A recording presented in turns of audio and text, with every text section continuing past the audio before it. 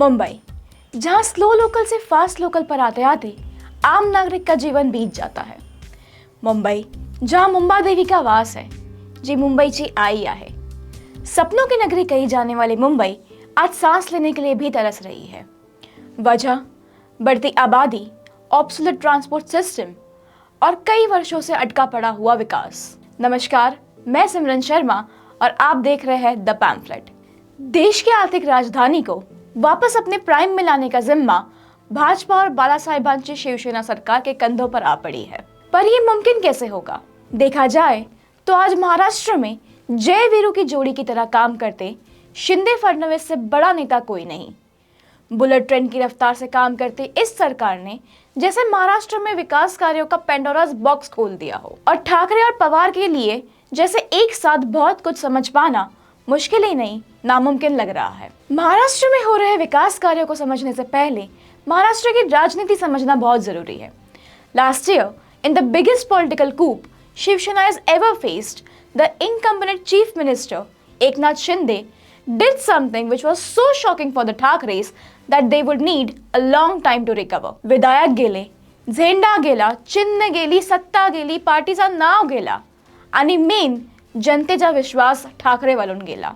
मतलब आज हाल ये है कि आदित्य ठाकरे बस खोखली चुनौती देते हुए ही दिखाई दे रहे हैं। जो कुछ हुआ उसके मास्टरमाइंड देवेंद्र फडणवीस का पॉलिटिकल विजन उनकी राजनीतिक समझ का लेवल बताती है। आज महाराष्ट्र में भाजपा 105 सीटों के साथ सिंगल लार्जेस्ट पार्टी है। प्रदेश के डेप्यूटी चीफ मिनिस्टर होने के साथ ही फडणवीस के पास इस समय finance, home, law and judiciary, water resources, housing, energy एवं प्रोटोकॉल मिनिस्ट्री है। वहीं मुख्यमंत्री एकनाथ शिंदे के पास पीडब्ल्यूडी, ट्रांसपोर्ट, आईटी, एनवायरमेंट के साथ और कई मिनिस्ट्रीज का भार है। केवल मुंबई ही नहीं, पूरे महाराष्ट्र में कई ऐसे विकास कार्य किए जा रहे हैं जो केवल राज्य ही नहीं बल्कि देश में हो रहे विकास को रिप्रेजेंट करते हैं। देवेंद्र फडणवीस का ड्रीम प्रोजेक्ट और उनके पॉलिटिकल करियर का क्राउन ज्वेल हिंदू हृदय सम्राट बाला साहेब ठाकरे मुंबई नागपुर समृद्धि महामार्ग 55,000 करोड़ रुपए की लागत के साथ बनकर आज तैयार है। इस महामार्ग का पहला हिस्सा नागपुर से शिरडी तक है, जिसे प्रधानमंत्री द्वारा लोकार्पण के बाद ट्रैफिक के लिए खोल दिया गया था। वहीं इसका 701 किलोमीटर लंबा मुंबई से शिरडी तक का एक्सेस कंट्रोल एक्सप्रेसवे का दूसरा हिस्सा जल्द ही लोगों के लिए खोला जाएगा। इस एक्सप्रेसवे की बात करें तो यह एक ग्रीनफील्ड इकोनॉमिक कॉरिडोर भी है जो राज्य के विदर्भ क्षेत्र को मुंबई से जोड़ता है। अनुमान है कि इस इकोनॉमिक कॉरिडोर से राज्य में करीब 3 लाख करोड़ रुपए की इकोनॉमी बूस्ट होगी। परंतु इस एक्सप्रेसवे को मेंटेन करने के लिए करीब 900 करोड़ रुपए की लागत लगाई जाएगी, जिसमें पेड़ों के रखरखाव और उनके देखभाल भी शामिल है। नागपुर से शुरू होता यह समृद्धि महामार्ग वर्धा, अमरावती, वाशिम, बुल्ढाना, जालना, औरंगाबाद, नासिक, अहमदनगर, थाने से होते हुए मुंबई पहुंचेगा। इसमें कमर्शियल हब की तरह उभर रहे थाने जिले को सीधा फायदा पहुंचेगा और बाकी जिलों में भी सोशो इकोनॉमिकली उभरने का मौका देगा। इस सुपर एक्सप्रेसवे से 12 अन्य जिलों को भी फायदा होगा, जिसमें गोंडिया, चंद्रपुर, गढ़चिरौली जैसे जिले भी शामिल हैं। महाराष्ट्र में कई ऐसे प्रोजेक्ट्स तेजी से बनाए जा रहे हैं जो इस सुपरवे से इंटरकनेक्टेड है। यूनियन मिनिस्टर नितिन गडकरी के अनुसार इन सुपर एक्सप्रेसवे से पुणे को जोड़ने के लिए संभाजीनगर, जो कि पहले औरंगाबाद था, से काटकर एक एक्सप्रेसवे बनाया जाएगा। यह एक्सप्रेसवे पुणे के प्रपोज्ड रिंग रोड से कनेक्ट होगा, जिसमें पुणे से नागपुर की दूरी करीब आधी हो जाएगी।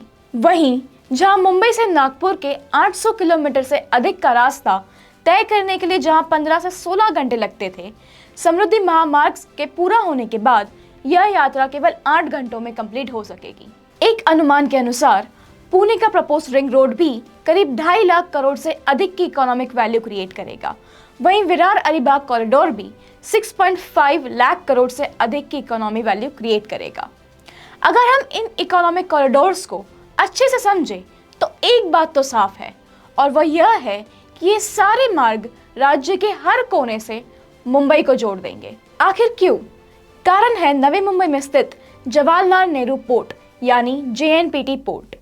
भारत का सबसे बड़ा पोर्ट जो देश का 70% से अधिक कंटेनर ट्रैफिक हैंडल करता है। इससे बढ़ती कनेक्टिविटी से न केवल आयात निर्यात में फायदा होगा, बल्कि कनेक्टेड डिस्ट्रिक्ट्स में भी इंफ्रास्ट्रक्चरल कैपेसिटी बढ़ेगी और नौकरियों में बढ़ोतरी होगी। देश में बढ़ती मैन्युफैक्चरिंग कैपेसिटी और मेक इन इंडिया इनिशिएटिव के चलते देश में निर्यात कैपेसिटी बढ़ रही है, जिसका भार मौजूदा पोर्ट से हैंडल करना मुश्किल बनता जा रहा है। इसी बात को ध्यान में रखते हुए फडणवीस शिंदे सरकार ने एशिया का सबसे बड़ा वांदवन पोर्ट बनाने का प्रस्ताव सामने रखा। तहानों के पास बनने जा रहे इस वांदवन पोर्ट की खासियत यह है कि विश्व की एकमात्र ऐसा पोर्ट है जिसमें 20 मीटर गहरा नेचुरल डीप ड्राफ्ट है। इससे फायदा यह होगा कि दुनिया की सबसे बड़ी कंटेनर शिप्स भी भारत में ऑफलोड हो सकेंगी, जिससे निर्यात में फायदा होगा और आसपास के क्षेत्रों में विकास निश्चित है। अब आते हैं मुंबई शहर पर। जब इतने सारे सुपर एक्सप्रेसवेज और पोर्ट्स को राज्य के हर कोने से जोड़ेंगे तो शहर जो पहले से कंजेस्टेड है वो कंजेशन से और ग्रस्त हो जाएगा। खैर, इसका इलाज भी शिंदे फडणवीस सरकार ने खोज निकाला है। देश की आर्थिक राजधानी को 350 किलोमीटर से भी लंबी और फैली हुई मेट्रो मिलने जा रही है। करीब 13 प्रपोज्ड मेट्रो लाइंस में इस तरह से डिजाइन किया गया है कि शहर के हर कोने को जोड़ सकेंगे। इससे नवी मुंबई से मुंबई का सफर आसान और तेज हो जाएगा। साथ ही महाराष्ट्र में उभरते लॉजिस्टिक हब भिवंडी को भी मेट्रो द्वारा मुंबई से जोड़ा जाएगा। जो मुंबई की जियोग्राफी और ट्रांसपोर्टेशन से परिचित है, उन्हें यह पता है कि मुंबई लोकल्स 3 पैरेलल लाइंस में चलती है, जिनमें इंटरकनेक्टिविटी न के बराबर है। आज मुंबई मेट्रो की 3 लाइंस ऑपरेशनल है, जिसमें मेट्रो 1 की डेली राइडरशिप 4 लाख से भी ऊपर है, जिसमें लोकल्स का भार कम करने के लिए मदद मिलती है। मुंबई में न केवल मेट्रो बल्कि कोस्टल रोड से भी लोकल ट्रेन्स पर कंजेशन से राहत देने के लिए बहुत कारगर साबित होगा। वर्सोवा से Virar ring road, trans harbour link, Bandra Worli sea link से जुड़ता कोस्टल रोड मुंबई को एक अपना रिंग रोड प्रदान करेगा। भारत में कहीं भी डेवलपमेंट की बात हो या कार्य हो और उसका विरोध ना हो तो लेफ्ट वाले कहीं जहर ही ना खा लें। मराठी अस्मिता की बात करने वाले उद्धव ठाकरे और उनके नए पॉलिटिकल एलाय शरद पवार ने इन सारे विकास कार्यों का जमकर विरोध किया। समृद्धि महामार्ग का मजाक बनाया गया, किसानों को गुमराह किया गया, कंपनीज को फायदा पहुंचाने के एलिगेशंस लगे, पर आज समृद्धि महामार्ग बनकर लगभग तैयार है। मेट्रो का काम जोरों पर है और अन्य विकास कार्यों को भी जल्दी से पूरा होने की आस है। Politics is all about vision and it takes a visionary to mold that vision into beneficial actions. If the steps benefit society, it takes a lot to explain them to the voters and turn them towards voting for you again. इन सारे विकास कार्यों में से कई की deadline 2024 के पहले की है और अगर 5 वर्षों में बटी हुई है। जिस तरह से मुंबई का हर क्षेत्र खुदा पड़ा है, ये तो तय है कि अगले 5 साल में मुंबई का काया पलट करने में बहुत जरूरी है। अब ये कोइंसिडेंस कहे या well planned strategy, Fadnavis Shinde द्वारा विकास कार्यों की डेडलाइन महाराष्ट्र के राज्य चुनाव और देश के लोकसभा चुनाव के साथ सीधे क्लैश करते हैं। ऐसे में डबल इंजन के झंडे के नीचे विकास कार्यों का परचम लहराते हुए फडणवीस शिंदे सरकार की नैया पार लगना उतना मुश्किल नहीं होगा।